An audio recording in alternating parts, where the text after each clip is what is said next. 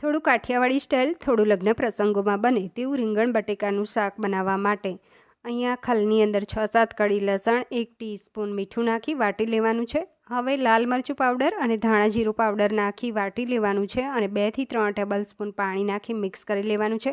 બટાકા ધોઈ છોલી કટ કર્યા છે. રીંગણને પણ કટ કરી લઈએ. કુકરની અંદર 3 ટીપડી તેલ ગરમ કરવા મૂક્યું છે. એમાં રાઈ, જીરું અને 1 બાદિયું, 3 લવિંગ અને ચપટી હિંગ અને ટામેટું વઘારી લેવાનું છે. હવે શાકને વઘારી લઈએ.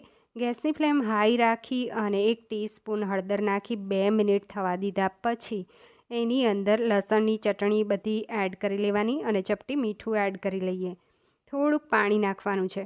હવે તેલ છૂટું પડ્યું પછી પોણો ગ્લાસ પાણી નાખી ઢાંકી અને 3 વિસલ આવવા દીધા પછી બટાકા 2-3 લઈ પ્લેટમાં ભાગી અને ગેસની ફ્લેમ ચાલુ કરી અને 1 મિનિટ થવા દીધા પછી શાકને સર્વ કરીએ.